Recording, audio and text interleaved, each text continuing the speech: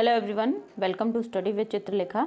स्वागत है आप सभी का आपके अपने चैनल स्टडी विद चित्रलेखा में। जैसा कि आप सभी लोग जानते हो कि हम लोग यूपीपी के री एग्ज़ाम के लिए प्रैक्टिस सेट की सीरीज़ कर रहे हैं। आज हम लोग सेट नंबर 21 करने वाले हैं। इससे पहले के 20 सेट हम लोग कर चुके हैं री एग्ज़ाम के लिए।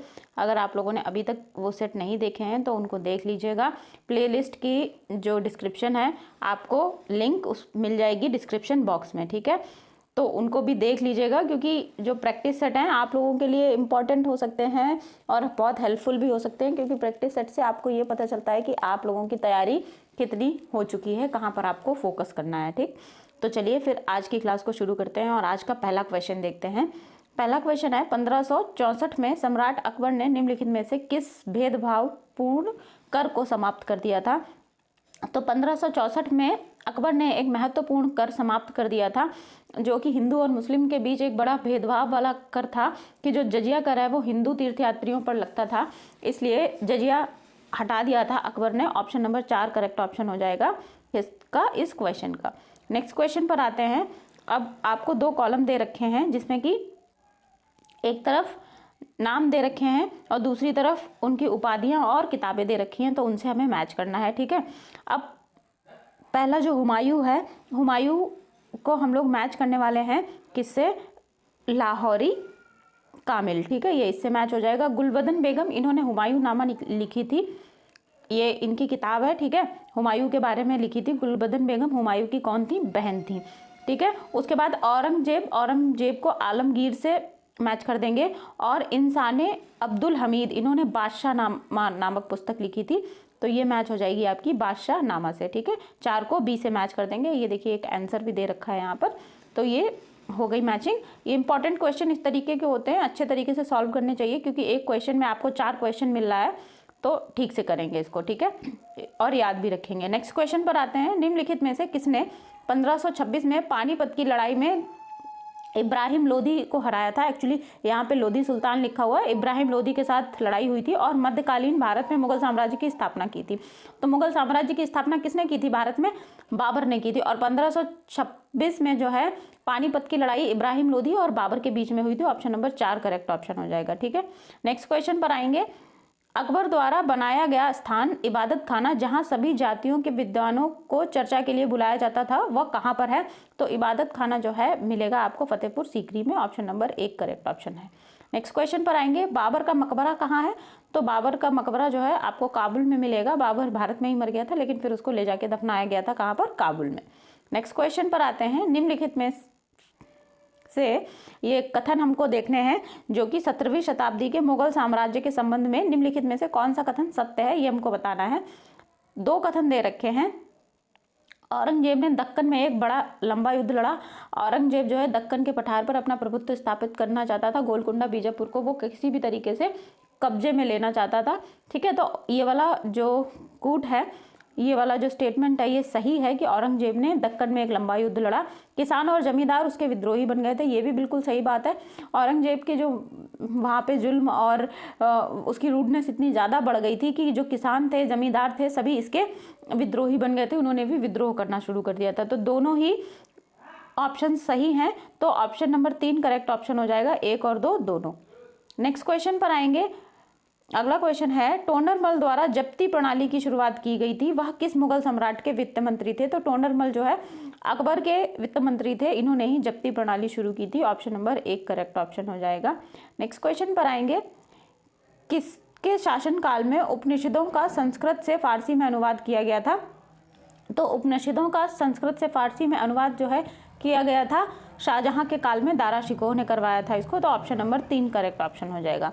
नेक्स्ट क्वेश्चन पर आते हैं। मुगल प्रशासन में एक बंदरगाह के गवर्नर को क्या कहा जाता था, जबकि सीमा शुल्क के मुख्य संग्रहकर्ता को क्या कहा जाता था? दोनों के नाम बताने हैं मुगल काल में, दोनों को किस नाम से जाना जाता था?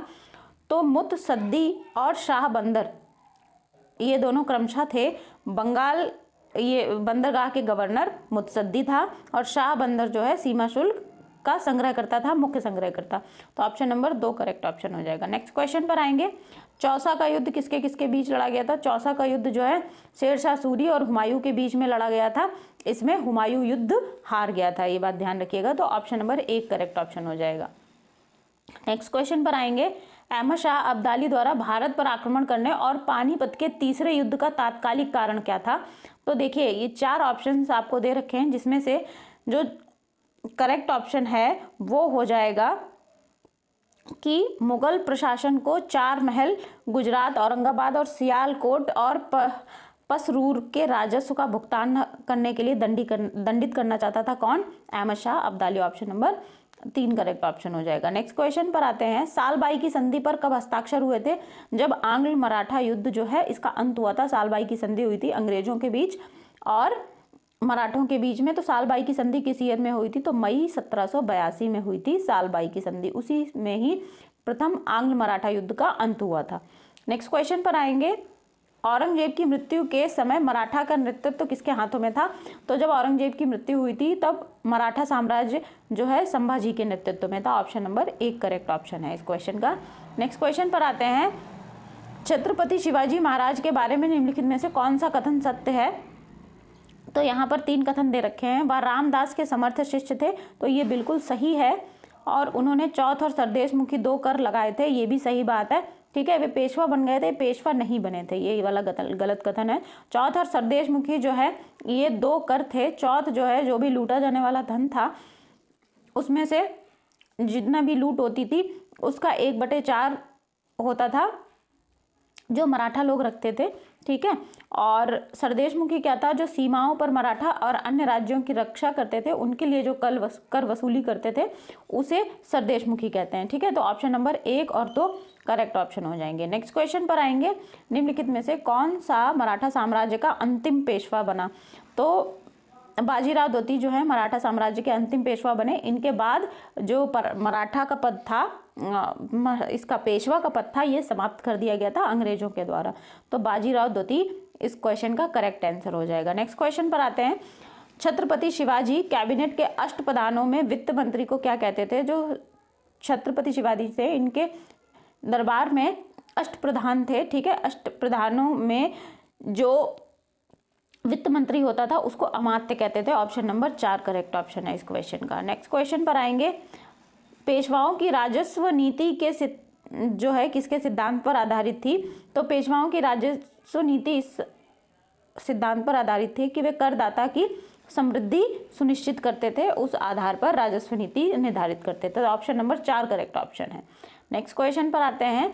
निम्नलिखित में से कौन मराठा साम्राज्य में शाही समारोहों का प्रमुख था? तो शाही समारोहों का जो प्रमुख था, जो उनका अरेंजमेंट करता था, उसको दबीर बोलते थे। ऑप्शन नंबर 4 करेक्ट ऑप्शन है। नेक्स्ट क्वेश्चन पर आते हैं। मराठा सेना प्रणाली की शाही घुड़सवार सेना के लिए कौन सा शब्द उपयोग किया जाता था? तो शाही घुड़सवार सेना के लिए सिलेदार यूज किया जाता था। ऑप्शन नंबर 4 करेक्ट ऑप्शन है। नेक्स्ट क्वेश्चन पर आते हैं। निम्नलिखित में से कौन सा देश भारतीय उपमहाद्वीप नामक भौगोलिक इकाई में शामिल नहीं है? तो देखो अभी तक हमने 20 क्वेश्चन सॉल्व किए हैं, 20 नहीं 19 क्वेश्चन है ये। ठीक है, 19 क्वेश्चन है हिस्ट्री के। तो आपके 19 में से कितने करेक्ट हुए आप लोग मुझे कमेंट सेक्शन में ज़रूर बताना।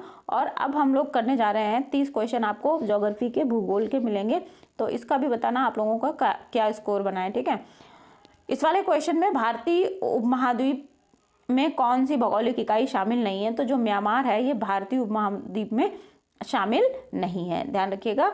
नेक्स्ट क्वेश्चन पर आएंगे। भारत तक विशाल महाद्वीपीय भूमि का हिस्सा है। भारत किस विशाल महाद्वीपीय भूमि का हिस्सा है? इस तरीके से ये क्वेश्चन होना चाहिए, यहाँ पे ये ऐड कर लीजिएगा। तो भारत जो है यूरेशिया जो महाद्वीप है, यूरोप और एशिया, इसका हिस्सा है। ऑप्शन नंबर 4 करेक्ट ऑप्शन हो जाएगा। जब यूरोप और एशिया एक साथ मिला दिया जाता है महाद्वीप को तो उसे हम यूरेशिया कहते हैं।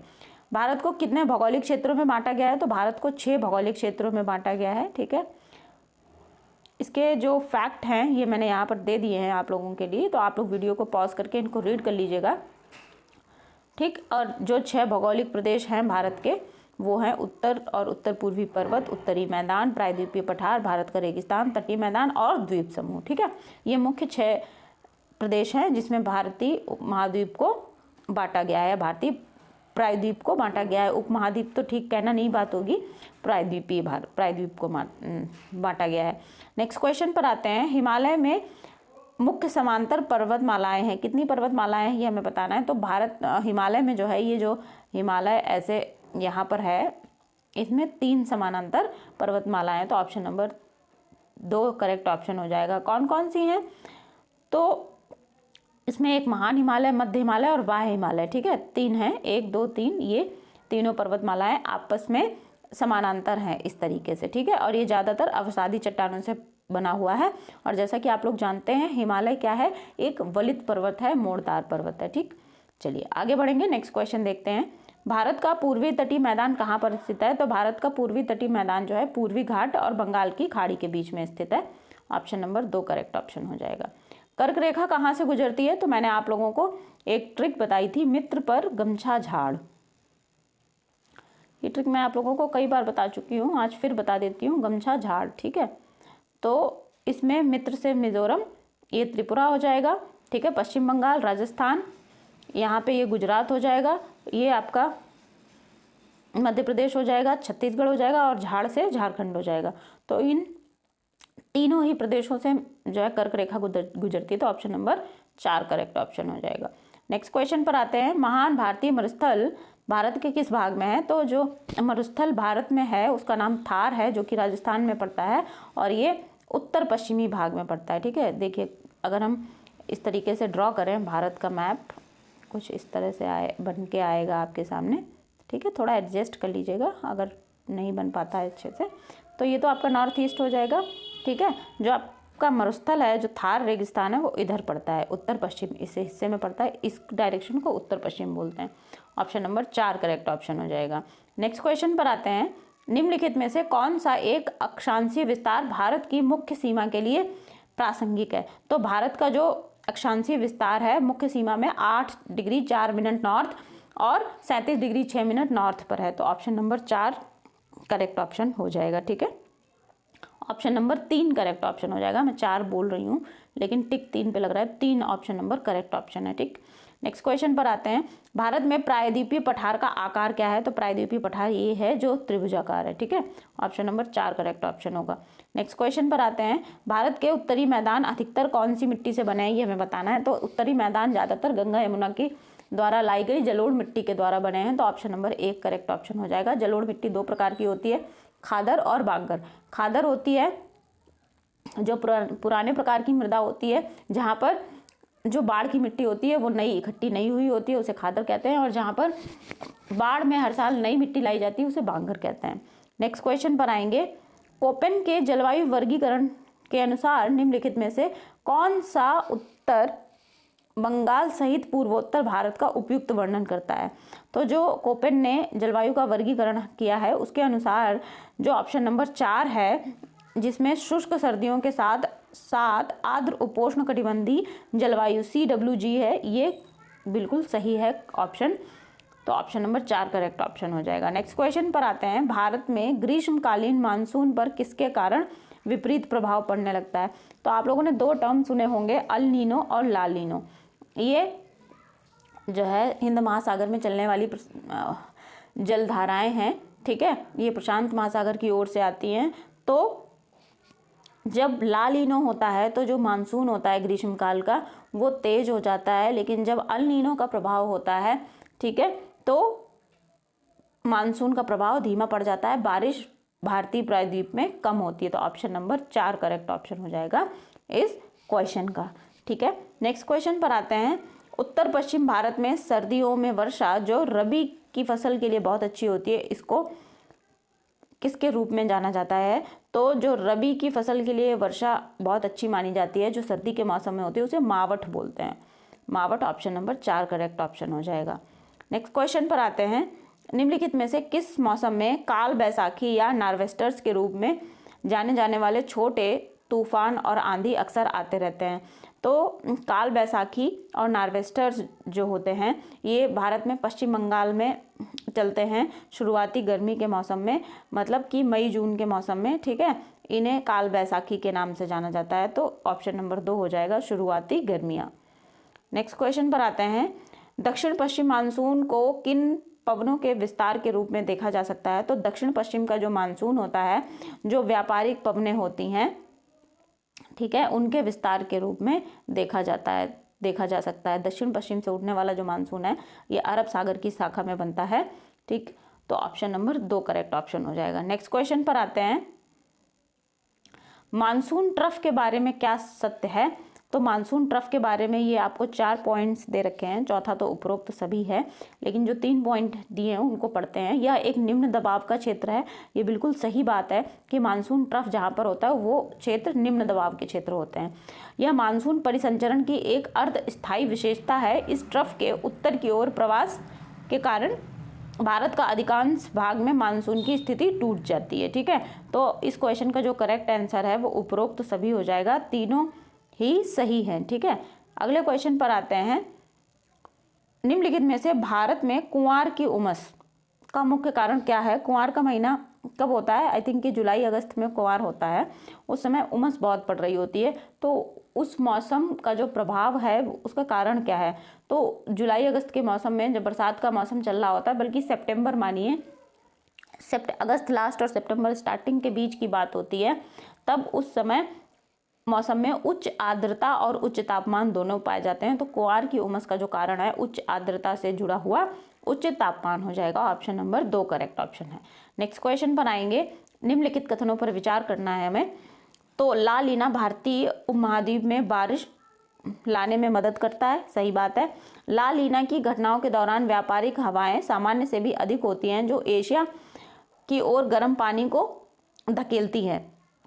तो जो ला लीना होता है, एशिया की तरफ जब गर्म पानी की धाराएं आने लगती हैं तो फिर क्या होता है, समंदर में उच्च वायुदाब क्षेत्र बन जाता है, और जो कि मानसून, जो दक्षिण पश्चिम का मानसून होता है उसको बहुत मजबूत कर देता है। तो इस प्रकार से ये दोनों ही कथन सही हो जाएंगे। ऑप्शन नंबर 3 करेक्ट ऑप्शन हो जाएगा। नेक्स्ट क्वेश्चन पर आएंगे, निम्नलिखित में से कौन सा कारक भारत की जलवायु को निर्धारित करता है? तो समुद्र तल से दूरी, भू आकृति, समुद्र से दूरी, तल से नहीं, भूमि और जल का वितरण, पश्चिमी चक्रवातों का अंतर्वाह। तो ये चारों कारक जो हैं भारत की जलवायु को निर्धारित करते हैं। ठीक है, तो इसलिए ये चारों ही सही ऑप्शन हो जाएंगे। तो अब हम कूट चेक करते हैं किस में है, तो ये ऑप्शन नंबर 4 में है। 1 2 3 4 चारों कथन सही होंगे। क्वेश्चन देखते हैं, भारत की जलवायु के संबंध में निम्नलिखित कथनों पर विचार कीजिए। तो पहला कथन है आपका, हवा के दबाव में अंतर मानसूनी हवाओं की दिशा में एक परिवर्तन का कारण बनता है। ये बिल्कुल सही बात है कि हवा के दबाव या दाब में जो भी अंतर होता है उससे मानसूनी हवाएं जो है बदल जाती हैं। जब दाब अधिक होता है तो हवाएं नीचे की ओर गिरने लगती हैं, कम होने पे हवाएं ऊपर की ओर उठती हैं। ठीक है, अगला कथन है, कानपुर, दिल्ली और अमृतसर जैसी जगहों पर ऊंचाई के कारण अतिशय जलवायु होती है। देखिए, कानपुर आपका ऊंचाई पर नहीं है, ना ही अमृतसर है और ना ही दिल्ली है, तो ये कथन जो है गलत हो जाएगा। इन दोनों दिए गए कथनों में से पहला कथन ही केवल सही है। तो आपका जो क्वेश्चन का करेक्ट आंसर है वो हो जाएगा ऑप्शन नंबर 1, केवल एक कथन सही है। ठीक है, नेक्स्ट क्वेश्चन पर आएंगे, आमतौर पर बनावट में रेतीली और प्रकृति में खारी कौन से टाइप की मृदा होती है? तो जो बनावट में रेतीली मिट्टी होती है और प्रकृति में खारी, दैट मीन्स उसमें सोडियम की जो अधिकता है पाई जाती है, इस प्रकार की जो मिट्टी होती है शुष्क मृदा होती है। ठीक है, ऑप्शन नंबर 4 करेक्ट ऑप्शन हो जाएगा। नेक्स्ट क्वेश्चन को देखते हैं, निम्नलिखित में से कौन सी मृदा भारत के उत्तरी मैदानों में पाई जाती है? भारत के उत्तरी मैदान में ज़्यादातर जलोढ़ मृदा पाई जाती है, जिसे दोमट मिट्टी भी कहते हैं। तो ऑप्शन नंबर 2 करेक्ट ऑप्शन हो जाएगा। जो उत्तरी भाग है भारत का, उत्तरी मैदान, ये गंगा यमुना द्वारा लाई गई और उसकी सहायक नदियों के द्वारा लाई गई मिट्टी से बना है। जलोढ़ मृदा 2 प्रकार की होती है, खादन मृदा और बांगर मृदा। ठीक है, ध्यान रखिएगा। आगे बढ़ते हैं, नेक्स्ट क्वेश्चन देखेंगे, मिट्टी की तैयारी के बाद की जाने वाली कृषि पद्धति क्या है? तो मिट्टी की तैयारी के बाद की जाने वाली कृषि पद्धति का नाम हो जाएगा बुआई। देखिए, खेतों में से जब कोई फसल काट ली जाती है, जैसे मान लीजिए अभी मार्च का सीजन है, होली के बाद गेहूं की जो फसल है वो कटनी शुरू हो जाती है। तो गेहूं की फसल जब कट जाती है तो खेतों को साफ किया जाता है, वहाँ पर उसकी जुताई वगैरह की जाती है और मिट्टी की तैयारी की जाती है।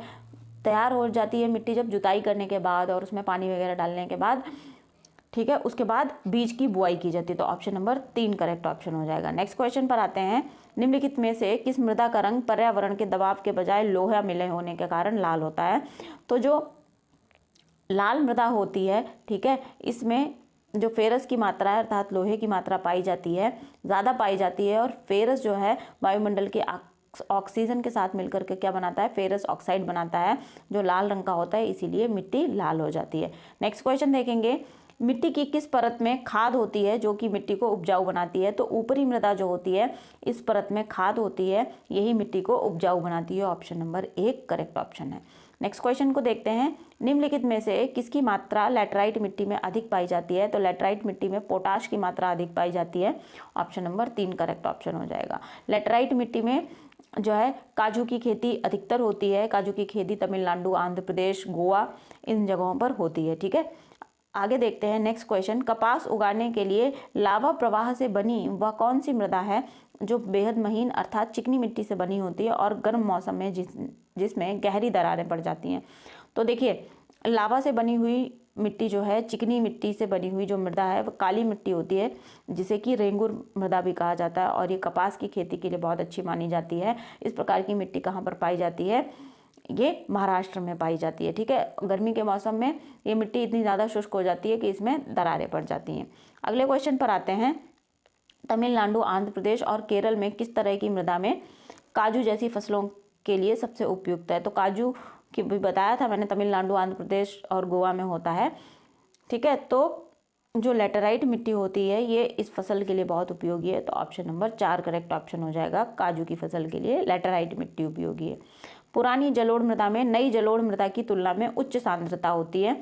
तो जो पुरानी जलोढ़ मृदा होती है, इसमें कांकेर नोड्यूल्स होते हैं। कांकेर नोड्यूल्स बड़े बड़े मिट्टी के पत्थर टाइप के होते हैं। ठीक है, उन्हें ही कांकेर नोड्यूल्स कहते हैं। पुरानी जलोढ़ मृदा में इनकी अधिकता पाई जाती है। पुरानी जलोढ़ मृदा वह मृदा होती है जो पुराने मैदान मतलब बाढ़ के मैदानों पर होती है, जहाँ की अब बाढ़ नहीं आती है या मिट्टी बाढ़ के द्वारा हर साल नहीं बदली जाती है नदियों के द्वारा। नई जलोढ़ मृदा ऐसे मैदान होते हैं जहाँ पर बरसात के मौसम में बाढ़ आने पर नई मिट्टी हर साल आती रहती है, वो नई जलोढ़ मृदा कहलाती है। ठीक है, नेक्स्ट क्वेश्चन पर आएंगे, निम्नलिखित में से कौन सी मिट्टी भारत के कुल क्षेत्रफल का न्यूनतम प्रतिशत साझा करती है? तो न्यूनतम प्रतिशत साझा करने वाली जो मिट्टी है उसे वर्टिसोल कहते हैं। वर्टिसोल मिट्टी जो होती है, इसमें क्या होता है, बहुत ही महीन मिट्टी पाई जाती है। इसके स्पेसिफिकेशंस यहाँ पर देख लेते हैं। ये विस्तार के योग्य मिट्टी है जो 30% से अधिक मिट्टी से बनी होती है। इसे वर्टिसोल क्ले कहते हैं। और जब ये मिट्टी सूखती है तो लोहे के समान सख्त हो जाती है और ये वर्टिसोल्स दरार और चौड़ी दरारें इसमें हो जाती हैं मिट्टी में। 2 से 3 सेंटीमीटर चौड़ी दरार पैदा करते हैं कौन? वर्टिसोल्स। ये एक उत्पादक मिट्टी है। भारत की रेंगुर मिट्टी वर्टिसोल मिट्टी का एक उदाहरण है। रेंगुर मिट्टी या काली मिट्टी वर्टिसोल मिट्टी का उदाहरण है। ठीक है, कितने क्षेत्रफल पर पाई जाती है? तो 27,960 हेक्टेयर पर ये पाई जाती है और कुल क्षेत्रफल का 8.52% ये साझा करती है। ठीक है, तो इस प्रकार से आज की क्लास में हमने ये क्वेश्चन किए हैं, ज्योग्राफी के 30 क्वेश्चन। तो आप लोग मुझे कमेंट सेक्शन में ज़रूर बताना कि आप लोगों का 30 में से कितना स्कोर रहा। 19 क्वेश्चन हमने किए हैं किसके? हिस्ट्री के। हिस्ट्री में भी आपका क्या स्कोर रहा है आप लोग मुझे कमेंट सेक्शन में बताना।